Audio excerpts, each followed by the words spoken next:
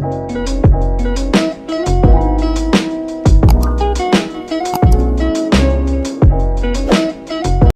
memakai jari panjang warna coklat gitu loh, khas putri kerajaan, lengkap dengan selendang berwarna hijau kebiru-biruan. Hai, wassalamualaikum warahmatullahi wabarakatuh. Terima kasih sudah klik video ini. Oke, jadi malam ini seperti biasa aku akan kembali lagi membawakan sebuah kisah horor yang tidak kalah seru untuk diceritakan. Tapi sebelum aku masuk ke kisahnya, aku mau nanya nih sama kalian, ada nggak sih diantara wawa-wawa aku yang lagi nonton video ini yang punya saudara kembar? Gimana rasanya punya saudara kembar? Wah, pasti seru kali ya, karena aku kayak pengen juga gitu punya saudara kembar. Tapi kebayang nggak kalian kalau misalnya saudara kembar kalian ini ternyata hidup di alam yang berbeda?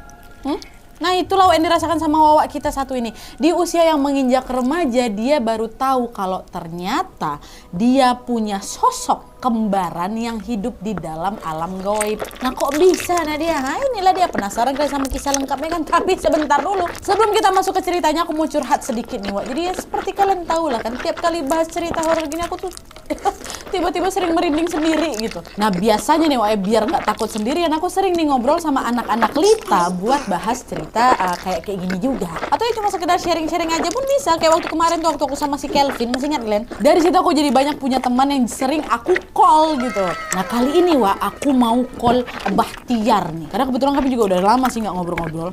Lita, ini aku order dulu dia ya. Mana aku? Tiar? Halo Tiar. Udah lama nggak denger kau. Lagi sibuk kali aku, kau tahu lah aku lagi masih nyortir kisah horor wawa. Enak, tapi aku belum pernah ada kejadian serem loh. Masa iya? Belum pernah cerita kayaknya ke kau. Belum cerita lah, sekalian pemanasan wawa aku sebelum masuk ke kisah utama. Udah aku cerita aja. Gimana? Jadi dulu waktu SMA aku ada study tour gitu di Sukabumi. Nah, kita di sana tuh tinggal di rumah warga tersebut selama seminggu kurang lebih. Terus singkat cerita aja nih Nat. Jadi waktu malam hari ada satu temanku cewek pengen kita ditemenin ke tempat temennya. Nah, tempat temennya kan agak jauh dari rumah-rumah yang lain kan. Saya bilang rumahnya tuh terpencil gitu. Jadi dia minta temenin aku kan. Akhirnya aku temenin tuh. Tapi emang serem banget sih. Karena kalau udah malam tuh minim banget lampunya. Dan aku tuh cuman kayak dibekalin flash HP aja. Nah, singkat cerita nih, pas aku udah nyampe ke rumah temennya yang terpencil ini, langsung aku mau balik ke rumah tempat aku tinggal. Tapi pas aku mau balik, ibu pemilik ini nawarin, bilang gini, "Mas, mau dianterin gak mas?" Terus aku jawab dong, "Gak usah bu, aku pulang sendiri aja gak apa-apa." Terus ibunya bilang lagi, "Emang gak takut mas?" Terus aku jawab lagi kan, aku bilang enggak bu, walaupun sebenarnya dalam hati agak takut sih. Terus nggak lama ibunya malah cerita, katanya kalau orang sini percaya kalau udah malam tuh sering muncul penampakan kaki panjang. Aku udah mati, ya ampun, orang pengen pulang sendiri malah diceritain yang serem kan. Jadi aku makin was-was tuh. Jadi langsung aja aku inisiatif potong pembicaraan ibunya. "Bu, saya mau balik dulu ya bu, takut kemalaman." "Assalamualaikum." Ibunya jawab, "Waalaikumsalam." Nah, pulang dah tuh aku sendiri. Merinding kan aku setelah dengar cerita dari ibunya. Tapi tetap aku paksain jalan aja. Sampai di mana aku mulai dengar suara langkah kaki tuh ngikutin aku dari belakang. Ini jelas banget suaranya. Karena kebetulan kan habis hujan gitu kan, namanya hutan pasti kalau habis hujan tanahnya agak becek gitu. Jadi kalau ada langkah tuh kedengeran kayak jelas kayak apa, plek-plek gitu, plak-plak gitu suara langkah kaki. Nah, terus setiap aku jalan, langkah kakinya tuh kayak ngejar aku dari belakang. Merinding tuh aku, terus ketika badan aku jadi kayak patung gitu. Dan gak lama ada lolongan anjing. Kan kalau ada lolongan anjing biasanya dibilang ada pertanda makhluk halus kan? Katanya, betul. Terus aku makin gemeter tuh. Aku cuma bisa baca surat-surat pendek aja dalam hati. Kalau bisa digerakin tuh badanku. Terus karena suara langkah kakinya makin jelas dan lolongan anjingnya tuh nggak mau berhenti, di situ aku ambil keputusan buat nengok ke belakang. Dan pas aku nengok, kamu tahu Nat apa yang aku lihat? Aku emang nggak lihat penampakan sih, tapi aku lihat satu-satunya pohon pisang yang daunnya bergerak seolah tuh kayak ngelambai ke arahku gitu. Oh my God. Daunnya tuh kayak ngelambai gitu. Padahal di situ banyak pohon dan gak ada angin juga. Kenapa ada satu pohon pisang itu aja yang gerak? Tapi setelah aku nengok, suara langkah kakinya tuh udah nggak ada, dan lolongan anjingnya pun juga berhenti. Terus ketika kakiku udah bisa digerakin lagi, Dan aku langsung buru-buru aja dong pergi dari tempat itu. Tapi by the way makasih banyak ya Wak ya ceritanya. Nanti aku kalau lagi belum apa-apa aku udah merinding. Nanti kita lanjut lagi cerita-cerita. Siapa tahu kisahku bisa masuk ke HW ya kan. Masuk ke HW. Iyalah. Oke Nat, lancar-lancar ya. Iya Wak, makasih banyak ya. Nanti kita telepon lagi. Oke, makasih sekali lagi. Sama-sama Nat. Memang betul-betul membantu kali aplikasi Lita ini Wak. Kalau misalnya kalian lagi pengen juga punya teman ngobrol kayak kami tadi, bisa langsung di calling aja Wak, sesimpel dan semenyenangkan itu. Buat kalian yang tertarik jangan lupa download aplikasi Lita, linknya sudah aku sertakan di description box di bawah. Kalau misalnya kalian mau tahu lanjutan kisah si Bahtiar tadi, calling aja si Bahtiar. Masih ada juga Bahtiar sama talent-talent lainnya Wak. Rasain sendiri lah gimana serunya ngobrol sama mereka ya. Nah setelah ngobrol sama Bahtiar, aku jadi lebih semangat ini Wak, buat menceritakan KHW malam ini ke kalian. Tanpa berlama-lama kita langsung masuk ke ceritanya. Check it out.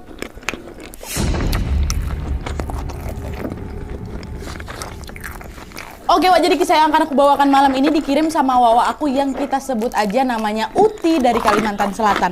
Halo Uti. Nah jadi Wak, pengalaman horor yang Uti alami ini bermula pada saat dia duduk di bangku SMK, tepatnya di tahun 2016 lalu Wak. Nah sejak hari pertama dia masuk sekolah Wak, Uti ini memang sudah berencana untuk ngekos karena sekolahnya si Uti ini ada di ibu kota provinsi, sedangkan rumahnya berada di kota lain sehingga tidak memungkinkan baginya untuk menempuh perjalanan pulang pergi setiap hari. Nah di saat yang bersamaan ada pula tuh dua orang teman sekolahnya Uti yang bernama Adel dan Fani yang juga perantau dari daerah lain mengajak si Uti ini untuk tinggal bersama. Daripada kau ngekos sendirian kita ngontrak barengan aja lah yuk Wak biar lebih hemat nanti, katanya kayak gitu. Nah mendengar ajakan itu Uti pun segera mengiyakan dengan senang hati Wak ya. Dan akhirnya pengen ngontrak nih mereka bertiga kan. Nah setelah beberapa saat mencari akhirnya mereka menemukan sebuah rumah yang jaraknya memang tidak terlalu jauh dari sekolah mereka. Mereka pun langsunglah menanyakan beberapa hal kepada pemiliknya sekaligus juga survei lokasi. Dan setelah mempertimbangkan dengan matang Wak, mereka pun akhirnya memutuskan untuk mengontrak di rumah itu gara-gara beberapa alasan. Pertama, secara harga masuk nih mau budget mereka. Nah yang kedua, karena pemilik rumah itu yang bernama Bu Safi tinggal bersebelahan Wak dengan rumah kontrakan tersebut. Dan kedua hal itulah yang akhirnya membuat mereka semakin mantap untuk mengontrak di sana. Ya kan setidaknya walaupun mereka ini jauh dari orang tua, masih ada bapak ibu kontrakan ini ya kan yang bisa dimintain tolong lah gitu ketika mereka membutuhkan sesuatu. Nah setelah semuanya deal Wak, tanpa menunggu waktu yang lama mereka pun segera membayar sewanya dan pindahlah ke kontrakan itu. Nah sampai sini sebetulnya nggak ada kejadian yang aneh-aneh dialamin sama Uti Wak, hingga tibalah suatu hari yang mengejutkan dan betul-betul mengubah kehidupan Uti terjadi. Nah jadi ceritanya hari itu adalah hari di mana Uti masih berada di sekolah dan mengikuti aktivitas belajar seperti biasanya Wak.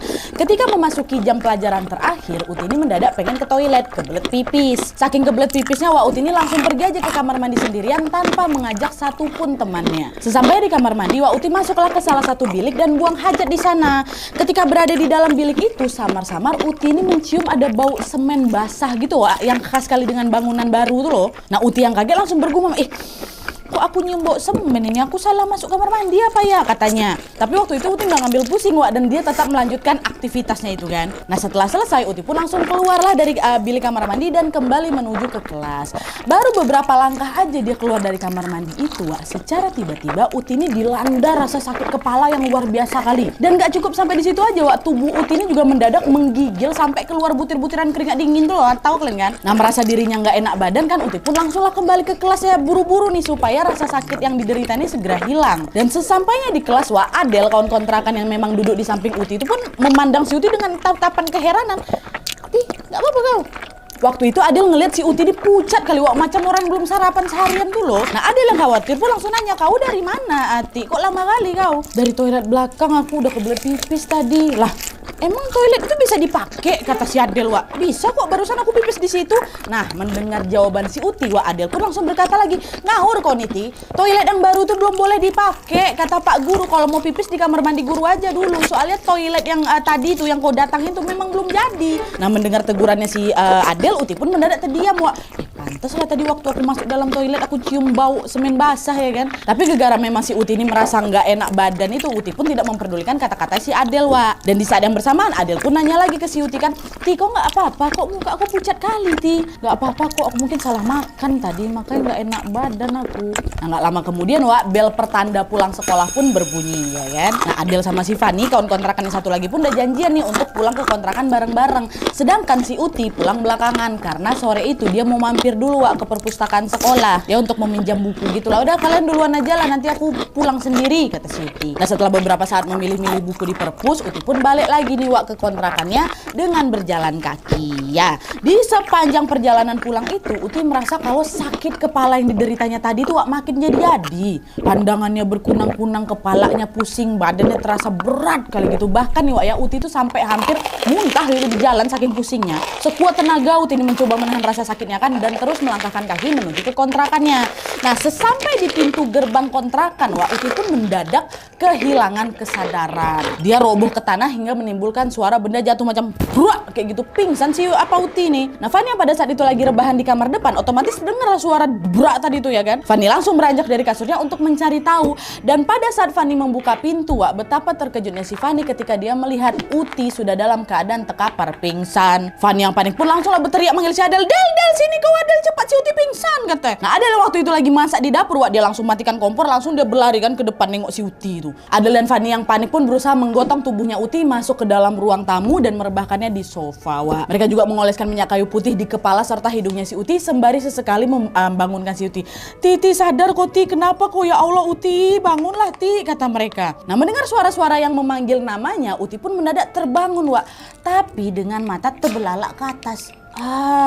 Adel sama Fani awalnya merasa lega karena di momen itu akhirnya si Uti ini sadar. Tapi sepersekian detik kemudian Wak, kelegaan mereka berdua pun berubah menjadi ketakutan dikala mereka mendengar suara mengerikan yang keluar dari bibirnya si Uti itu. Dengan suara berat macam laki-laki nih Wak ya, Uti mendengus sambil melotot. Katanya gitu. Nah Adel posisinya berada di tepat di samping Uti langsung bilang, alah kesurupan dia nih Fani. Astagfirullah Ti sadarlah Ti kau. Halo Uti. Nah beberapa kali dipanggil Wak, Uti tidak merespon sama sekali. Uti cuman mendengus dengan nafas yang sangat berat. Dan kalian tahu tepat di momen itu mata Uti ini lagi-lagi melotot lebar ke arah langit-langit, diikuti seluruh tubuhnya yang mengejang hebat. Kayak gitu Wak. Adel sama Fani makin takut lah Wak, sekaligus mereka jadi bingung nih harus berbuat apa. Hingga tidak lama kemudian Bu Safi, ibu kontrakan mereka tadi tuh yang mendengar suara-suara gaduh pun mendatangi mereka. Dan setelah melihat kondisinya Uti, beliau pun langsung bertanya, itu Uti kenapa tuh? Kami nggak tahu Bu, tadi dia pingsan, sekarang tiba-tiba kesurupan deh, kata si Adel. Dan tanpa berlama-lama Ibu Safi pun langsung pergi memanggil seorang ustadz yang bernama Pak Saleh, yang memang masih bertetangga dengan mereka Wak. Dan sekedar informasi, Pak Saleh ini juga merupakan salah satu ustadz terpandang gitulah di kampung wilayah mereka tuh. Dan selain menjadi imam di masjid Wak, beliau ini juga memiliki kemampuan spiritual gitu ya. Nah baru sampai di depan rumah Pak Saleh Wak, Bu Safi dengan tergopoh-gopoh pun langsung berkata, Pak tolong Pak, itu anak di kontrakan saya tuh macam-macam kesurupan Pak. Kami udah coba nyadarin dia tapi belum juga berhasil, kata Bu Safi. Nah mendengar keluhan itu, Pak Saleh pun langsung lah ini kan Wak, bergegas mengikuti langkahnya Bu Safi menuju ke kontrakan. Nah sesampai di kontrakan Wak, Pak Saleh pun dikejutkan dengan keadaan Uti yang janggal. Dimana pada saat itu Uti sedang tertidur di atas sofa dengan mata melotot tajam ke arah langit-langit Wak, sambil sesekali menggeram marah. Nah Pak Saleh pun langsung mendatangi Uti dan membacakan ayat-ayat suci Al-Quran tepat di telinganya Uti. Tapi Wak, bukannya menghilang, sosok yang merasuki si Uti ini justru meraung kencang kali. Berdiam, bukan ada usaha umpatan. Ini urusan aku lawan Nina. Pakai bahasa Banjar Wak. Dan yang janggalnya adalah Wak, suara tersebut terdengar seperti suara seorang nenek-nenek. Adel sama Fani pun langsung pandang-pandangan dengan tatapan heran. Wak, tadi kan suaranya laki-laki, ngapa berubah jadi nenek-nenek nih ya? Nggak tahu aku, udah tunggu aja lah, tengok aja lah Pak Saleh itu berdoa kau, kata si Adel. Iya kan Wak, tadi kan pertama kali itu suaranya berat macam laki-laki, nah sekarang berubah Wak, jadi suara nenek-nenek. Dalam mereka berdua tetap diam sembari ikut membacakan lantunan ayat-ayat suci Al-Quran. Nah mendengar jawaban tersebut, Pak Saleh langsung menjawab nih setelah diomongin kayak gitu sama nenek-nenek tadi itu kan. Pak Saleh bilang, udah kau pulang aja ke asalmu, jangan ganggu anak ini, katanya. Dijawab lagi sama si Uti, nggak mau. Aku suka sama anak ini, tapi kenapa dia menghalangi? Dia tahan. Dan meskipun sulit mengusir sosok itu, Pak Saleh pantang menyerah. Beliau tidak henti-hentinya berdoa dan meminta semua yang ada di sana untuk bersama-sama membaca ayat suci Al-Quran. By the way, dah ramai tuh di kontrakan tuh, nggak cuma mereka berempat aja. Ada beberapa warga juga yang ikut membantuin si Uti nih. Dan alhamdulillahnya beberapa saat kemudian sosok nenek tua yang merasuki Uti pun menghilang. Tapi Uti masih dalam keadaan terpejam Wak, dan tubuhnya masih belum bisa digerakkan sepenuhnya. Dan 1 detik kemudian Uti menggumam dengan suara yang sangat halus sekali. Tahu kalian yang ngomong apa? Sudah kada apa. ulun bisa aja seorang mengu ingat nih nang tadi sudah ulun bawa. Berubah lagi wak suara lembut kali kata mereka. Nah mendengar Uti yang tiba-tiba berkata demikian membuat Pak Saleh jadi kaget bukan main juga wak. Kok berubah lagi dalam hati beliau kan? Dan akhirnya beliau pun bertanya, astagfirullah ini siapa lagi nih? Jangan kamu ganggu anak ini. Masih dengan suara yang halus wak, sosok yang ada dalam tubuhnya si Uti ini ngomong apa? Aku dan anak ini sudah menjadi satu. Kami tidak bisa dipisahkan. Aku adalah sosok yang sudah menjaganya sejak lahir, kata si Uti. Tapi walaupun ngomongannya udah agak lembut gitu ya, Pak Saleh tidak menghiraukan perkataan sosok tersebut. Beliau terus tuh membacakan lantunan ayat-ayat suci Al-Quran dibantu dengan semua orang yang ada di kontrakan itu. Terus beberapa menit setelah itu Uti pun tiba-tiba tersadar dan sudah bisa menguasai dirinya sendiri. Uti pun nengoklah itu sekitar kan, dan betapa terkejutnya si Uti ketika dia mendapati dirinya dikelilingi oleh banyak orang. Kenapa rame kali di sini? Perasaan Uti juga semakin gak enak ketika mendapati Adel sama Fani kawan kontrakan ini ya menangis tepat di sisinya. Sementara itu Pak Saleh yang sudah mendapati Uti tersadar langsung melontarkan satu pertanyaan aneh. Nak, kamu bukan orang sini ya, kata Pak Saleh kan. Nah mendengar pertanyaan Pak Saleh, Uti pun cuma ngangguk pelan aja. Iya Pak. Dan setelah itu gantian Bu Safi yang berpesan kepada Adel sama Fani. Mbak Adel, Mbak Fani, saya minta tolong nanti teleponin orang tuanya Uti ya. Ceritakan kejadian hari ini ke mereka. Dan lebih baik lagi kalau orang tuanya Uti ketemu sama Pak Soleh. Ada yang mau Bapak sampaikan kan Pak? Kata Bu Safi. Bu Safi ini seperti udah tahu sesuatu gitu Wak. Iya, tolong ya nak ya. Tolong telepon orang tuanya si Uti. Datang ke sini nanti ketemu Bapak. Kata Pak Saleh. Dan Adel sama Fani pun mengangguk pelan seraya mengiyakan permintaannya Bu Safi sama Pak Saleh. Dan setelah mereka memastikan keadaan Uti baik-baik saja Wak, Pak Saleh sama Bu Safi pun berpamitan pulang sembari mengingatkan agar orang tuanya Uti datang ke rumah Pak Saleh. Ingat ya nak ya, suruh mereka datang. Nah Uti yang kebingungan dengan apa yang terjadi pun langsunglah bertanya kepada kedua orang temannya ini kan, semua udah pada bubar tuh. Dan nanya sama kedua kawannya, tadi aku kenapa orang tua aku disuruh kesini gitu. Ih kok nggak tahu Uti dari tadi tuh kok kesurupan. Kayak memang ada tuh beberapa sosok yang masuk ke dalam tubuh kau tau kau. Nah mendengar penjelasan dari si Adel, seketika Uti pun langsung merinding bukan main Wak. Karena apa? Karena hari itu merupakan pertama kalinya Uti ini mengalami kesurupan. Sebelum-sebelumnya aku sama sekali nggak pernah kesurupan Nat. Nggak usah lah kesurupan, merasakan hal-hal goib kayak gitu tuh nggak ada, aman-aman aja hidup aku tuh, kata si Uti. Dan akhirnya pada malam itu mengikuti sarannya Pak Saleh dan Bu Safi, Uti lah yang langsung nelpon kedua orang tuanya dan meminta mereka untuk mengunjunginya besok. Waktu ditelepon tuh memang Uti belum menceritakan perihal serangkaian peristiwa yang dialaminya sore itu Wak. Uti cuma bilang, Mama, Papa, pokoknya langsung datang ke sini ya, tengok Uti. Ada sesuatu yang mau Uti ceritakan, kata si Uti. Dan orang tuanya si Uti yang khawatir ada hal buruk yang menimpa anaknya pun langsung berjanji akan mengunjungi si Uti besok pagi. Iya nak, nanti ibu sama abah datang besok ya, katanya. Nah, malam pun berlalu, keesokan harinya Mama sama abahnya Uti pun menempati janjinya untuk menengok Uti di kontrakan. Nah, sesaat setelah orang tuanya si Uti sampai, Wak, barulah di situ Uti menceritakan itu kan semua serangkaian peristiwa yang menimpanya kemarin sore. Mulai dari dia salah masuk toiletnya masih basah bu semen itu sampai ketika sukmanya dirasuki beberapa makhluk goib dan dibantu disembuhkan sama Pak Saleh. Ya mata digini diceritain semua. Nah mendengar cerita Uti, Mama sama abahnya jelas merasa khawatir kali lah ya kan. Wah, nah kenapa kamu kok bisa jadi kayak gitu? Ayolah kita langsung pergi ke rumah Pak Saleh. Penasaran Mama kenapa kamu nih, katanya. Dan akhirnya mereka pun bergegas pergi ke rumah Pak Saleh untuk berkunjung sekaligus juga menyampaikan rasa terima kasih. Nah seusai sholat zuhur, Wak, keluarga Uti pun bertamulah ke rumah Pak Saleh yang memang tidak jauh dari kontrakan. Sesampainya di sana, Pak Saleh pun langsung menyambut kedatangan mereka dengan hangat. Ibu, bapak, mari silakan masuk. Pak Saleh dan orang tuanya pun berbasa-basi lah sebentar gitu kan, sebelum akhirnya Pak Saleh mulai membahas perihal kesurupan Uti. Dah, dengan hati-hati beliau pun bertanya, Bapak, Ibu, maaf kalau boleh saya bertanya, Uti ini anak Bapak Ibu yang keberapa ya? Oh, Uti ini anak pertamanya saya, Pak. Emangnya kenapa ya, Pak?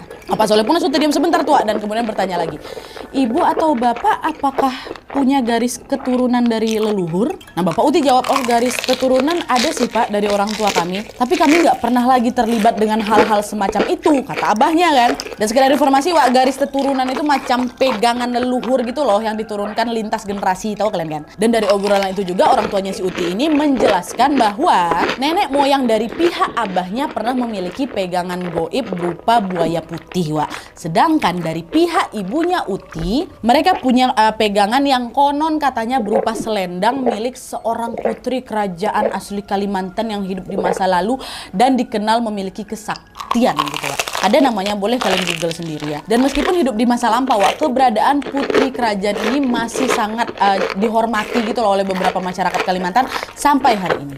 Ya, nah mendengar jawaban dari kedua orang tuanya si Uti, Pak Soleh pun berkata lagi, ini sebenarnya ada sesuatu yang perlu Bapak dan Ibu tahu Pak. Tapi perlu saya tekankan Pak ya, kalau saya tidak bermaksud mengganggu garis keturunan kalian.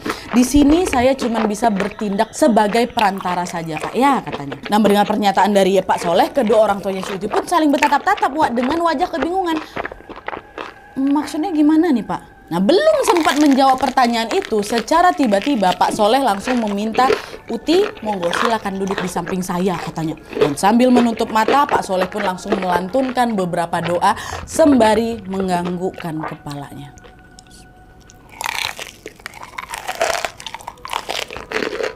Nah, gitu. Dan setelah itu beliau mengusap kepalanya si Uti sambil membaca ayat suci Al-Quran Wak. Dan di momen itulah Pak Soleh baru akhirnya menceritakan suatu kisah yang sama sekali tidak pernah terbayangkan oleh keluarganya si Uti Wak. Kalian tahu, pada saat itu Pak Soleh berkata dengan lembut, Bapak Ibu jadi begini, Uti ini ternyata bukan anak pertama Pak. Uti punya seorang kakak atau lebih tepatnya kembaran yang umurnya selisih dikit aja dari Uti. Tapi sayangnya sebelum kembaran itu lahir bersama Uti, dia sudah dibawa ke seberang atau ke dunia goib. Itu kata Pak Soleh. Nah mendengar penjelasan Pak Soleh, kedua orang tua si Uti terkejut lah bukan kepala. Masya Allah Pak, betulan nih Pak. Selama ini kami nggak pernah tahu loh Pak kalau Uti ini aslinya kembar. Waktu istri saya melahirkan cuma satu bayi aja yang keluar Pak, bukan dua. Pokoknya kedua orang tua si Uti ini masih bertanya-tanya dan terus menuntut penjelasan dari Pak Soleh tuh Pak. Ya kalian bayangin aja lah, orang tuanya si Uti ini menganggap ya Uti itu anak pertama mereka, keluar cuma satu. Mereka nggak pernah tahu kalau ternyata si Uti ini kembar. Terus kayak mana pula bisa punya kembaran tiba-tiba ya kan. Nah melihat kedua orang tua Uti yang kaget Wak, Pak Soleh pun kembali lagi menjelaskan berdasarkan penglihatan mata batin beliau Wak ya. Nah jadi Wak, menurut Pak Soleh pada saat mamanya Uti sedang hamil, sebetulnya ada dua buah janin Wak di dalam rahimnya beliau, yaitu Uti sama kembarannya si Uti. Tapi karena ada semacam perjanjian yang dilakukan kakek neneknya Uti dengan makhluk gaib Wak, sebelum sempat dilahirkan, kembaran si Uti ini udah dibawa oleh mereka untuk dibesarkan di istananya yang berada di dasar air katanya. Nah di sanalah kembaran Uti ini dirawat dengan baik dan dijadikan tangan kanan dari putri kerajaan tadi yang ku ceritain tadi tuh Wak, dari garis keturunan mamanya. Di situ jadi tangan kanannya. Dan dalam perjanjian tersebut Wak, mereka bersepakat kalau kembaran si Uti ini hanya akan dirawat sampai batas waktu tertentu. Aduh merinding aku. Ya, nanti di saat sudah menginjak usia remaja Wak, dia ini si kembaran ini diperbolehkan pulang untuk menemui orang tua kandungnya beserta juga dengan kembarannya yaitu Uti dan orang tuanya si Uti Wak. Tapi bukan kembali tatap muka gitu, enggak, kembali dengan goib tuh Wak. Dan pada saat itu Pak Soleh juga menekankan bahwa kembaran si Uti ini bukan makhluk goib yang berenergi jahat gitu Wak, tapi justru sebaliknya. Dia ini adalah jin yang memiliki tutur bahasa yang sangat lembut serta tata krama yang sangat baik. Dia juga tidak akan melukai Uti dan dia ini sudah terikat untuk selalu melindungi Uti dari berbagai macam gangguan makhluk halus lainnya atau makhluk jahat lainnya. Nah sampai sini kalian masih ingat kan waktu si Uti kesurupan tuh, yang waktu suara Uti ini tiba-tiba berubah jadi lembut kali. Nah itulah Wak, ternyata suara lembut itu adalah suara kembarannya si Uti. Dimana pada saat itu kembarannya si Uti ini berusaha untuk mengusir sosok nenek tua yang lagi merasuki tubuh Uti yang kedua tuh loh. Nah sosok nenek ini rupanya sudah mengincar Uti sejak kejadian dia masalah masuk toilet yang basah bau semen itu. Ketempelannya di situ, dibantu lagi tuh sama kembarnya si Uti Wak. Abah sama mamanya si Uti udahlah itu kan masih berusaha untuk mencerna semua penjelasan Pak Soleh. Mereka sama sekali tidak pernah terbayang Wak kalau ternyata si Uti ini memiliki kembaran. Apalagi kembarannya beda dunia. Dan gak cuma orang tuanya aja Wak, Uti sendiri juga terkejut mendapati fakta bahwa dirinya punya kembaran. Saking terkejutnya Wak, Uti ini sampai tebengong, sampai dia nggak bisa mengeluarkan sepatah kata apapun gitu loh. Nah mulai ekspresi Uti yang tercengang nggak berkata apa-apa itu Pak Soleh pun langsung berkata, Nak, kalau kamu mau melihat dia, Bapak bisa bukakan mata batin kamu. Tapi syaratnya dengar Bapak baik-baik ya. Uti harus ikhlas dan jangan takut, kata Pak Soleh. Mendengar tawaran dari Pak Soleh itu, Wak, dengan cepat Uti pun langsung setuju dan mengangguk pelan. Iya Pak, saya mau, kata. jauh di dalam lubuk hati aku Nadia, aku juga penasaran kali macam apa nih sosok kembaran aku ya kan. Makanya ketika ditawari sama Pak Soleh, aku pun langsung cepat mengiyakan permintaan Bapak itu, tawaran Bapak itu, meskipun memang ada sedikit keraguan lah. Dan akhirnya sesuai dengan arahannya Pak Soleh, Uti pun mempersiapkan diri, Wak. Dia hela napas panjang-panjang sembari memejamkan mata. Dan secara tiba-tiba, Wak, badan Uti ini terasa panas dari ujung kepala sampai ujung kaki. Padahal waktu itu ruang tamunya Pak Soleh itu ada AC loh, nyala lagi AC ya, sejuk. Tapi di situ aku ngerasa kepanasan, Nat. Nah, melihat ekspresi wajah Uti yang sudah berubah, Pak Soleh pun langsung berkata, "Nak, ucapkan bismillah ya, terus lanjutkan baca Al-Fatihah." Iya, Pak.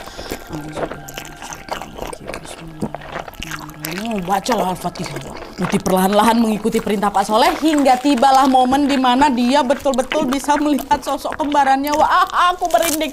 Ya Allah, pada saat itu Uti berkata bahwa aku Nadia bisa melihat dengan jelas kalau kembaran aku ini betul-betul persis sekali plek ketiplek plek plek sama aku. Macam pinang dibelah dua, kayak gitulah. Dan macam kita lagi bercermin, kayak gitulah yang ku tengok Nadia. Persis. Dan di momen itu Uti langsung mengamatinya dari ujung kepala sampai ujung kaki. Apa nih, Wak? Dan saat itu Uti tidak menemukan perbedaan apapun kecuali satu hal, Wak, yaitu baju yang kembarannya pakai. Jadi nih ya, di penglihatan si Uti, Wak, pada saat itu kembarannya memakai jari panjang warna coklat gitu loh, khas putri kerajaan, lengkap dengan selendang berwarna hijau kebiru-biruan. Di tangan dan kakinya ada banyak sekali perhiasan perak yang berkilauan. Selain itu ada juga macam sebilah pisau panjang gitu, Wak, yang terselip di belakang jariknya. Nah, kembaran si Uti ini juga memiliki rambut panjang, Wak, warnanya hitam legam, tapi dikuncir nih ke atas menggunakan jepit berbentuk mahkota gitu loh. Dimana jepit itu juga senada dengan warna perhiasannya. Dan saat itu, Wak, tanpa terasa Uti pun meneteskan air mata. Entah ngapa Nadia, perasaan haru, bahagia, serta sedikit rasa takut itu terlintas di hati aku waktu itu. Campur aduk kali lah rasanya. Nah, tuh nangis si Uti, Wak. Aku pun kata nengok gitu tuh nangis juga tuh kan. Nah, melihat Uti yang menangis, Wak, kembaran ini nggak diam aja. Tiba-tiba kembarannya ini berkata dengan sangat lembut, "Tenang aja Uti, jangan takut sama aku. Aku selalu ada di sini kalau kamu butuh sesuatu. Makasih ya kamu udah mau ketemu aku. Sampaikan salam kasihku kepada Abah dan Mama. Meskipun kita beda dunia, percayalah, ini sudah takdir kita." Meleleh nggak kalian dengarnya? Ya Allah, merinding aku bah. Nah, mendengar hal itu, Wak, perasaan Uti yang awalnya campur aduk langsung merasa tenang seketika setelah dia mendengar suara dari kembarannya. Dengan tersenyum, sosok kembaran Uti pun berjalan mendekat ke arahnya si Uti, kemudian menjabat kedua tangannya si Uti. Tapi, Wak, tepat di saat mereka saling berpegangan tangan, Uti mendadak langsung tersadar. Dan sosoknya yang ada dalam pandangan dia tadi itu, Wak, secara tiba-tiba menghilang dari hadapannya. Dah kayak gitu aja ketemunya, Wak. Nah, melihat Uti yang sudah sadar, Pak Soleh langsung bertanya, "Gimana, Nak? Sudah ketemu sama kembaranmu? Gimana rasanya?" Tarik nafas dulu ya. Gue peluk lah itu sama Bapak. Aduh, terharu ya Allah. Dan habis itu Pak Soleh bilang lagi, "Gimana? Kamu mau mata batinmu dibiarkan terbuka atau saya tutup lagi?" Uti memikirkan lah itu pertanyaannya Pak Soleh kan dengan beribu keraguan, Wak, sampai kemudian Uti bilang, "Udahlah Pak, ditutup saja. Yang penting saya sudah melihat dia," kata si Uti, Wak. Sebenarnya waktu itu aku pengen kali Nadia mata batin aku ini tetap terbuka. Supaya apa? Supaya aku bisa ngeliat sosok kembaran aku setiap saat lah kan. Tapi masalahnya ketika mata batin aku tuh terbuka, nggak mungkin dia aja yang ku tengok. Pasti ada makhluk-makhluk gaib lainnya juga yang bisa ku tengok ya kan. Bentuk seram-seram macam mana? Nah, itulah, Wak, yang membuat Uti akhirnya jadi takut dan terpaksa untuk meminta si bapak supaya menutup kembali mata batinnya gitu. Dan setelah mendengar jawaban dari Uti, Pak Saleh pun langsung menjelaskan beberapa persyaratan kepada orang tuanya Uti. "Bapak, Ibu, saya bersedia untuk membantu Uti supaya mata batinnya tertutup. Tapi ada beberapa persyaratan nih, Pak. Gimana Bapak sama Ibu, setuju apa enggak?" "Iya Bapak, kami setuju," kata orang tuanya, Wak. Nah, persyaratan yang diberikan sama Pak Soleh adalah Uti ini harus mandi dengan air doa menggunakan air kembang 7 rupa, Wak. Sekaligus juga dibacakan doa-doa. Dah, tanpa berlama-lama Uti dan orang tuanya pun langsung berpamitan pulang serta bergegas mencarikan kembang 7 rupa yang diminta sama Pak Soleh itu. "Oke Pak, akan kami cari sekarang. Nanti kalau udah dapat kami balik lagi ke sini." Dah tua keesokan harinya mamanya Uti pun berhasil menemukan kembang 7 macam tadi. Persis permintaan Pak Soleh. Mereka pun langsunglah pergi ke rumah Pak Soleh lagi untuk menjalani proses mandi kembang. Dan pada saat itu Uti diminta untuk memakai sebuah sarung dan duduk di sebuah kursi. Wah, persis sekali sama macam acara siraman gitu Nadia katanya. Dan setelah itu secara perlahan Abah Uti pun mengguyur kepala Uti dengan air bunga tadi. Dan setelah itu dilanjutkan oleh Pak Soleh yang merapalkan sederet doa-doa sembari juga memegang kepalanya si Uti. Dan setelah semua prosesi ini selesai, Pak Soleh pun sempat berpesan kepada orang tuanya Uti. Dimana pada saat itu Pak Soleh berkata, "Bapak, Ibu, ini mata batinnya si Uti sudah berhasil saya tutup ya. Kalau misalnya ada keanehan yang terjadi sama Uti atau wajahnya Uti secara tiba-tiba tampak berbeda dari biasanya, mohon diingat bahwa itu bukan Uti, tapi kembarannya. Tapi yang perlu kamu ingat Uti, meskipun kamu sekarang sudah tidak bisa lagi melihat sosok kembarannya, dia masih akan selalu mengikuti kamu kemanapun dan kapanpun." Jadi ternyata Pak Soleh ini tidak bisa mengusir sosok kembaran itu mentah-mentah. Wah, gara-gara apa? Karena mereka berdua ini memang sudah terikat satu sama lain gitu loh, walaupun hidup di dua alam yang berbeda. Gitu Pak ya, Uti? Iya Pak, baik. Jadi nggak bisa total langsung ditutup mata batinnya gitu loh, Wak, nggak bisa. Dan semenjak proses mandi kembang itu, Wak, Uti sudah tidak lagi melihat kembarannya secara langsung.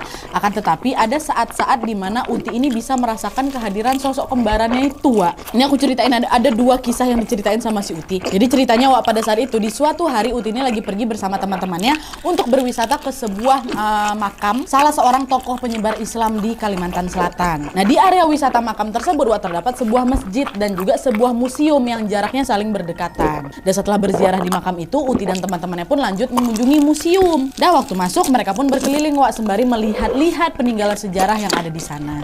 Dan ternyata di museum itu ada satu ruangan yang secara spesifik membahas tentang putri kerajaan asli Kalimantan yang aku ceritain di awal tadi tuh loh, Wak. Nah, ketika memasuki ruangan tersebut, salah seorang teman Uti bilang, Wak, di sini kok hawanya pengap kali sih, katanya. Ya, Wak, ya, suasana juga beda daripada ruangan sebelah, kata kawannya satu lagi. Nah, tapi Wak, di situ Uti sendiri justru merasakan sesuatu yang berbeda. Pada saat dia memasuki area tersebut, Wak, bukannya merasa pengap aku Nadia, aku justru merasakan semilir udara dingin yang segar kali kayak gitu. Beda sama kawan-kawan yang lain, Wak. Dan selain itu juga Uti sempat merasa terpesona dengan beberapa peninggalan yang ada di sana. Dan tanpa sadar dia pun berhenti lawak di suatu titik sembari terus memandangi sebuah lukisan bergambar sosok sang putri yang tergantung di dinding museum itu. Uti terus pandangi lukisan itu kan, Wak, sambil tersenyum-senyum kecil. Gitu.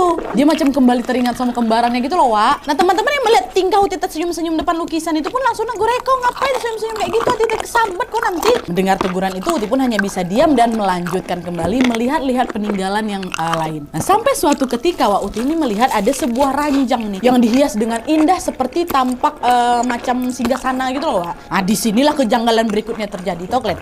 Jadi, lagi-lagi tanpa sadar Uti ini justru naik, Wak, ke atas ranjang itu sambil duduk bersimpuh, betul-betul duduk bersimpuh macam orang lagi mau sungkem tuh. Padahal nih, Wak, ya, salah satu peraturan di museum tersebut, para pengunjung dilarang menyentuh apalagi menaiki benda-benda yang ada di dalamnya.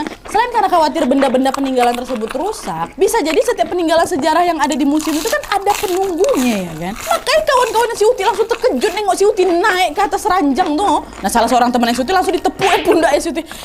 Ti, jangan kau naik ke situ. Aduh, kalau ada apa-apa sama aku macam mana? Uti. Dan kalian tahu, dengan tenang Uti ini menjawab, "Nggak apa-apa kok, aku udah biasa begini," katanya. Dan sedetik kemudian, Wak, Uti pun langsung mendadak tersadar dan terheran-heran sama ucapannya sendiri. Bentar, kok bisa aku ngomong kayak gitu tadi?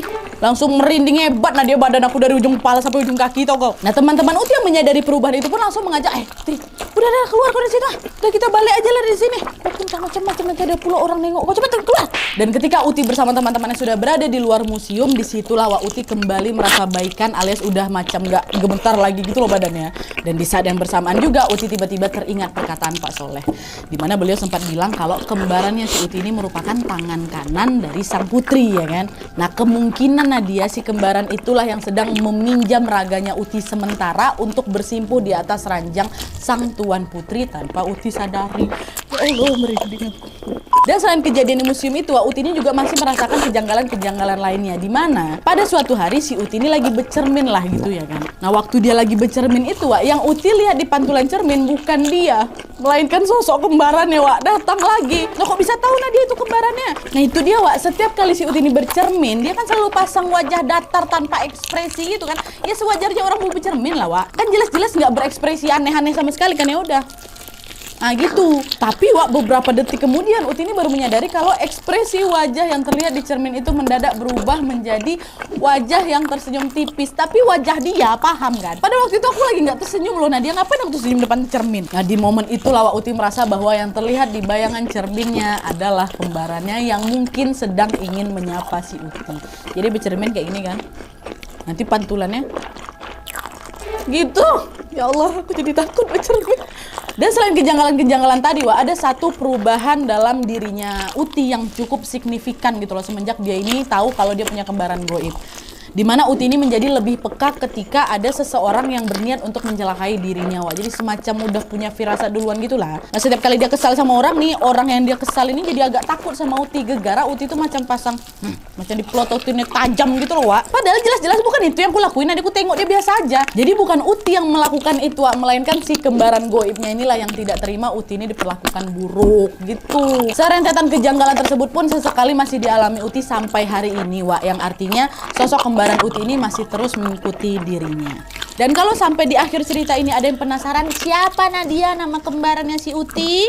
Aku juga penasaran, Wak, tapi sayangnya sampai saat ini pun Uti nggak tahu nama kembarannya. Karena pada saat pertama kali bertemu itu, Wak, Uti ini belum sempat menanyakan namanya. Tapi bagi Uti namanya udah nggak begitu penting. Yang penting dia tetap berada di sisinya si Uti sampai sekarang. Nah, ini percaya nggak percaya, Wak, ya, wallahu alam. Aku kembalikan lagi ke kalian. Di sini Uti hanya ingin berbagi cerita. Aku juga hanya ingin menceritakan kembali pengalaman-pengalaman yang memang Uti rasakan bersama kembaran goibnya. Tidak ada yang kukurangi dan tidak ada yang kulebih-lebihkan, ya, Wak, ya. Oke, Wak, jadi itu tadi cerita dari Uti yang sejak sebelum lahir ternyata punya sosok kembaran beda dunia. Waktu ngebawain kisah ini jujur aku merasa kaget, takjub, sekaligus juga terharu gitu loh. Aku nggak kebayang ya gimana rasanya jadi Uti. Sejak kecil sampai dewasa, taunya sebagai anak pertama, tapi ternyata punya seorang kembaran. Untungnya pula kembarannya si Uti ini sosok yang baik-baik, Wak, ya. Sosok yang katanya selalu bersama dan menjaga Uti kemanapun dia berada. Menurut kalian gimana cerita KHW kita malam ini? Seru? Beda daripada yang lain, Wak, ya? Bagian mana yang bikin kalian merinding? Atau mungkin kalian punya pengalaman horor yang tidak kalah menyeramkan daripada ini? Tidak kalah mengharukan juga? Boleh langsung kirim aja semua ceritanya selengkap mungkin. Terus sertakan judulnya juga. Kirim ke email di bawah dengan subjek kisah hororku. Plus judulnya sertakan juga nomor WhatsApp sama Instagram kalian. Supaya nanti kami gampang hubungin kalian waktu kisah kalian di-up di video selanjutnya. Oke, Wak, jadi sekian dulu videonya. Jangan lupa download aplikasi Lita. Linknya udah aku sertakan di description box di bawah, Wak, ya. Dan kalau misalnya kalian suka video ini, klik like-nya. Jangan lupa komen di bawah untuk ide dan saran-saran untuk video selanjutnya. Jangan lupa nyalain notifikasinya supaya kalian tahu kalau aku upload video baru. And as always, jangan lupa untuk klik tombol subscribe supaya kalian sama-sama tahu informasi menarik dan menegangkan dari channel aku. See you next video, Wak. Bye.